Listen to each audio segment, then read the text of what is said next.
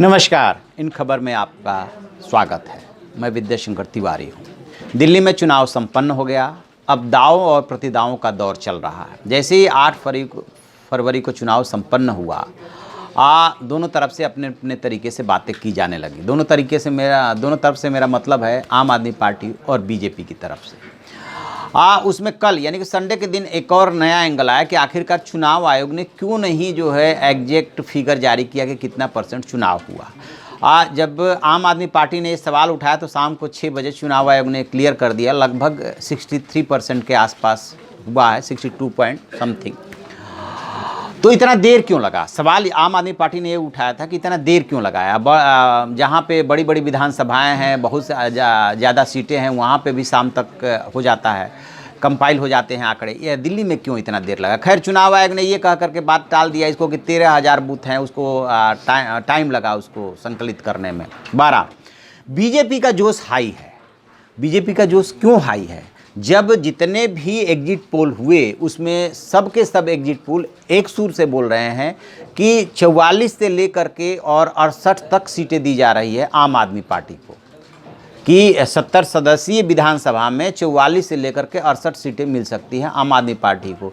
BJP को 65 सीटों से लेकर के 25 तक दी जा रही है सीटें, और कांग्रेस को 0 से लेकर के 3 तक दी जा रही है। तो उसमें देखेंगे कि 2 ट्वीट ऐसे हैं जिसको लेकर के हंगामा मचा हुआ है। एक ट्वीट है जो बीजेपी के प्रदेश अध्यक्ष है मनोज तिवारी का। उनका कहना है कि हम 48 सीटें जीतेंगे। साथ में वो आम आदमी पार्टी जिस तरीके से ईवीएम को लेकर के सवाल उठा रही है, वो भी सवाल उठा रहे हैं कि फिर आप ईवीएम को दोष देने लगना। और दूसरा जो ट्वीट है वो बीजेपी के राष्ट्रीय संगठन महामंत्री हैं BL संतोष, उनका है। उन्होंने ये कहा कि लास्ट के 2 घंटे में 17% जो है मतदान हुआ।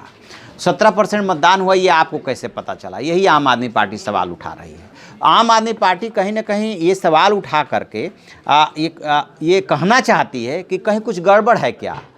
तो चूंकि राजनीति में ऐसा होता है, दाव पे चले जाते हैं। एक बात ये भी आ रही है कि भाई पॉलिटिकल पार्टी है तो वो तो दावा करेगी, इसके आधार पे आप कैसे कह सकते हैं कि गड़बड़ है। लेकिन चूंकि ईवीएम पे सवाल उठते रहे हैं, इसलिए आम आदमी पार्टी यदि पहले से ही सवाल उठा रही है तो इसमें कोई सोचने वाली बात है। ऐसा नहीं कह सकते कि आम आदमी पार्टी क्यों सवाल उठा रही है। आम आदमी पार्टी को शंका है, आशंका है, इसलिए वो सवाल उठा रही है। लेकिन दूसरा सवाल इससे ज़्यादा महत्वपूर्ण है, वो ये कि बीजेपी का जोश इतना हाई क्यों है? जब आपको कहीं भी सत्ता में आते हुए दिखाया ही नहीं जा रहा है, तब मनोज तिवारी कैसे दावा कर सकते हैं कि 48 सीटें लेकर के हम सरकार बनाएंगे? वो भी उसमें फिगर भी दे रहे हैं। और BL संतोष कह रहे हैं कि आखिर के 2 घंटों में 17% मतदान हुआ। यही वो पॉइंट है जिसको लेकर के आम आदमी पार्टी डरी हुई है। और कहा यह जा रहा है कि जो 3 बजे के बाद मतदाता घर से निकले हैं, बीजेपी उस पर अपना दावा जता रही है कि उनके कार्यकर्ताओं ने घर घर जाकर के जो संपर्क किया, उसके बाद जो उसके मतदाता निकले हैं, इसलिए लास्ट में जो वोटिंग हुई है वो उसके फेवर में गया है। और BL संतोष ने इसको लेकर के 3 फैक्टर भी गिनाया है। उनका कहना यह है कि 17% लास्ट के 2 घंटे में वोटिंग हुई है, एक ये बात वो कह रहे हैं। और दूसरी बात वो ये कह रहे हैं कि जो लास्ट असेंबली इलेक्शन था उससे 5% मतदान कम हुआ है, और लोकसभा से भी 2% के आसपास गैप रहा है।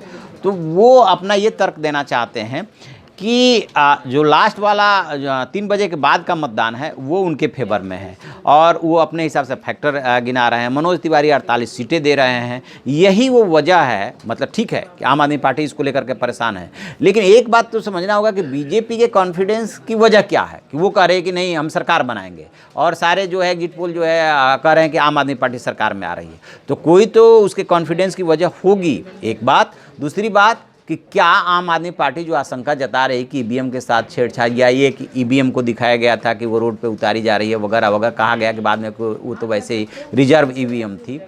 इसी के इर्द गिर्द पूरी दिल्ली में अभी फ़िलहाल चर्चा चल रही है। कल तक जब रिजल्ट नहीं आ जाते हैं, कल रिजल्ट आ जाएगा तो पता चल जाएगा कौन जीता, कौन हारा, क्या हुआ।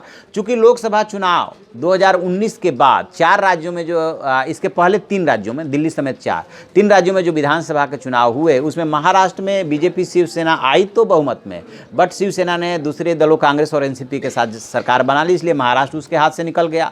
उसके बाद हरियाणा भी उसके हाथ से निकला था, लेकिन वो किसी तरीके से दुष्यंत चौटाला के साथ मिलकर के उसने सरकार बनाई और उसके बाद झारखंड भी उसके हाथ से निकल गया। तो दिल्ली का चुनाव बीजेपी के लिए प्रतिष्ठा का सवाल है। यदि वो ये चुनाव हारती है तो इस साल के अंत में बिहार विधानसभा चुनाव है, जो कि बहुत ही महत्वपूर्ण है। यही वजह है कि बीजेपी किसी भी सूरत में दिल्ली नहीं हारना चाहती। लेकिन चाहने से क्या होता है, यदि मतदाताओं ने अपना फैसला सुना दिया है और वो ईवीएम में कैद हो गया है तो वो तो अब हो चुका है जो होना था। तो आप देखते हैं कि क्या रिजल्ट आता है फाइनली, और बीजेपी के इस जोश की पीछे की वजह क्या है। तो आप ऐसी खबरों के लिए देखते रहिए हमारा डिजिटल चैनल इन खबर। Thank you. इन खबर चैनल को सब्सक्राइब करें और बेल आइकन दबाना ना भूलें।